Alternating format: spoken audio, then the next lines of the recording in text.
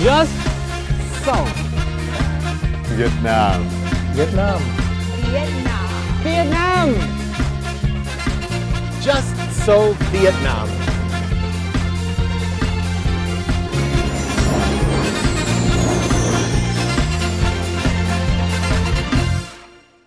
Hello and welcome to this edition of Just So Vietnam for another insight into the life in Vietnam. Join us for the next 10 minutes as we will explore different stories from expats currently living and working here in Vietnam. Here's the headlines for today's show. Do you want to know more about a kind of traditional toy in Vietnam? Let's meet Sam in Just Ask.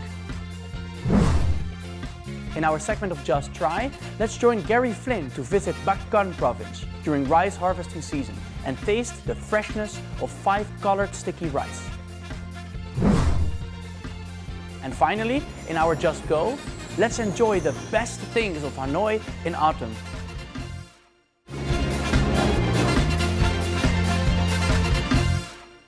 In Vietnam, when technology has not yet developed, children often have play toys made from natural materials such as wood, leaves and papers.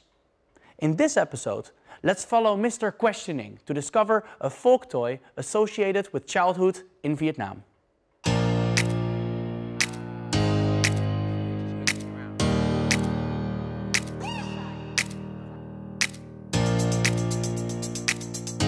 Em Thảo ơi, ngày xưa cha con Việt Nam chơi gì đấy?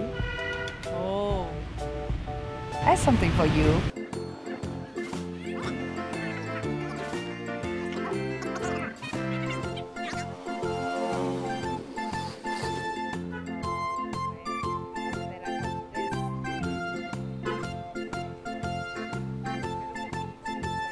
Traditional toy in Vietnam, spinning toy.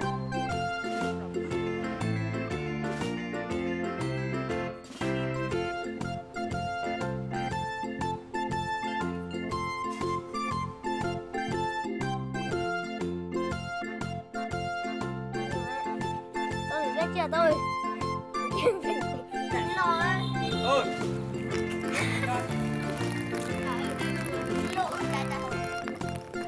Chào bạn, it's me Sam for Just Ask. So today I'm playing with a traditional Vietnamese toy. It's con quay, or the Vietnamese spinning top. To play, it's very simple. You can use one like this, or maybe one like this, and spin it along the floor. The one who can spin it for the longest is the winner. So, what do you think? Do you reckon you can spin it for longer than me?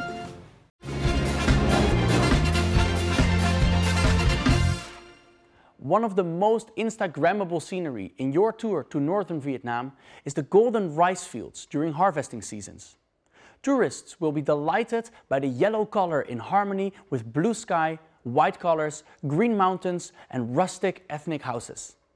Let's follow our Jerry Flynn to Bac Con Northern Province right in the harvesting season, where you can meet the laborious farmers and taste their amazing dishes made from newly harvested rice.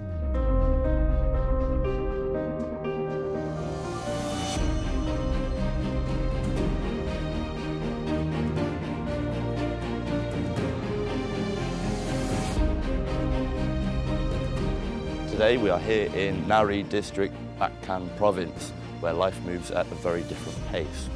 As you can see, we're in a rice paddy. We've got people harvesting rice over there. They're trying to do that as quickly as they can before the rain comes.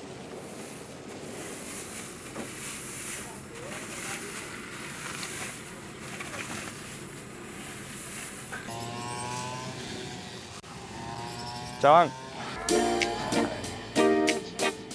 This nice farmer gave Jerry his boots. Although Jerry was born in a small village, he's never worked in the fields by himself. These boots were so helpful, otherwise his feet would get hurt from these spiky rice stubbles. So, over there? Alrighty. Okay. Over there.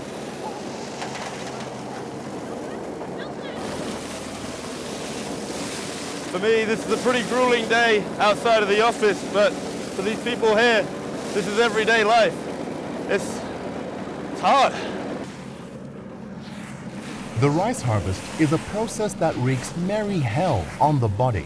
From wading through the boggy marshlands that make up the rice paddies, right through to the rhythmic wielding of the petrol-powered machine that glides through the stalks of the rice plants, it is an arduous task.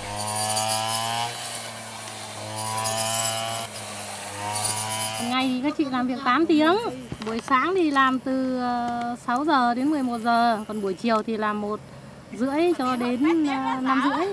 Nếu mà hôm nào nắng quá thì tầm 3 giờ mới đi, làm đến 7 giờ tối mới về. Còn buổi sáng nếu mà nắng thì xem thời tiết, và hôm nào trời nắng thì từ 4 rưỡi là dân đã phải dậy ra đồng rồi.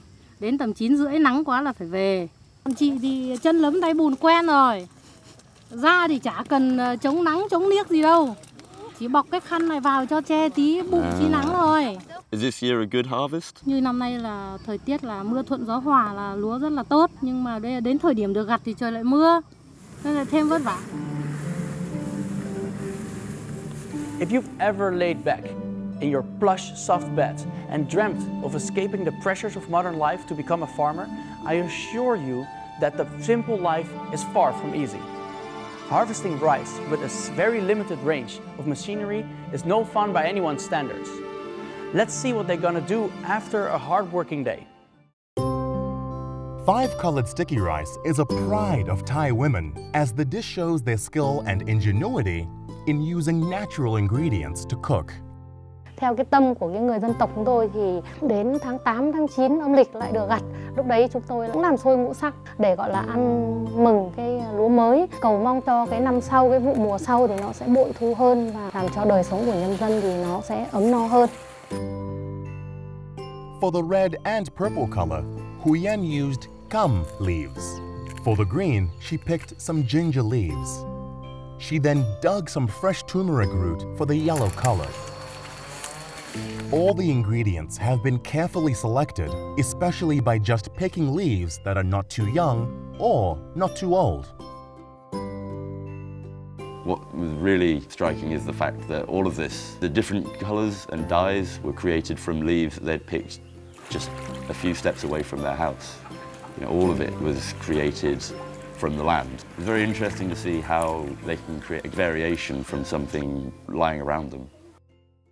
If you've been interested in the benefits of cooking with natural ingredients, but haven't been sure where to start, I think you should try a trip like our friend Jerry Flynn. I'm pretty sure he's learned a lot from the local people's experience. Now, let's see how they make the sticky rice with these natural ingredients.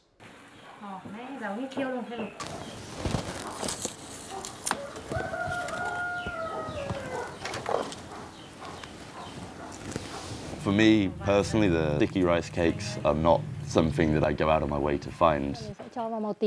And I think for them, the cake is a lot more symbolic. It's more elemental in what it represents in terms of how they are able to exist off the land, the traditions that they've managed to keep alive, predominantly through word of mouth. The fact that they can do that and coexist peacefully or sustainably with nature, it's really impressive.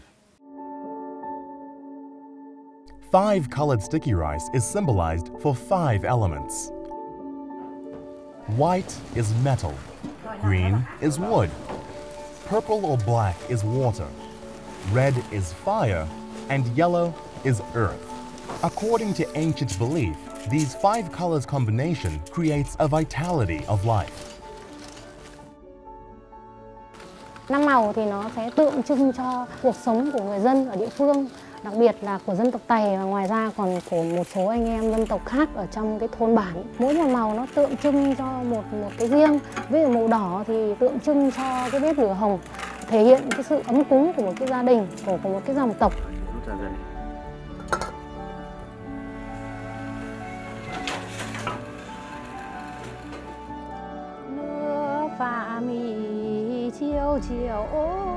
Besides the general meanings of solidarity and a happy community, the 5-colored steamed sticky rice carries the individual interpretation for each color used. The red refers to the life ambition and dream. The purple denotes the fertile earth. The yellow indicates the affluence. The green implies the vastness of the northwestern forest, and the white reflects the pure and sincere love.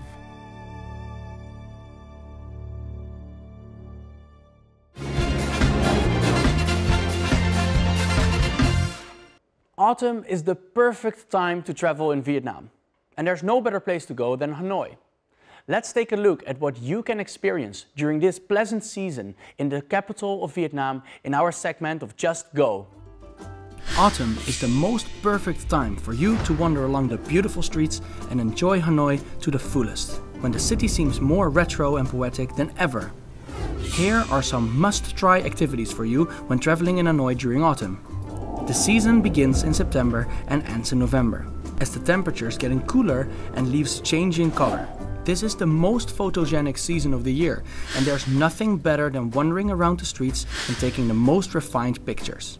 Popular attractions such as Hoan Kiem Lake, Hanoi Old Quarter, or streets such as Phan Dinh Phum, Nguyen Du, Thanh Nguyen, Hoàng Diệu are the most beautiful places where autumn is most evident in Hanoi. In almost every corner of the city, the pleasing aromas of blackboard tree flowers blended with breezing atmosphere would captivate your heart and soul. And it would not be a complete trip to Hanoi without trying some of the most popular cuisines. Tom, or young green sticky rice, is one of Hanoi's culinary specialties, which can only be enjoyed in autumn. It can be served with ripe bananas and only eaten by hand, directly from the lotus leaves. Ripe pomelos, guavas, and Dicandrus persimmons are also great seasonal fruits you should not miss. As this season is quite short, visitors should take advantage of it to experience Hanoi during its best time. I hope that these Vietnam travel tips and information will help you have an amazing time in this country. And with that, this episode comes to an end. Now, if you like this program, then be sure to leave your comments on our fan page, VTV World, or to subscribe to our YouTube channel. I am Martijn and this is Just So Vietnam!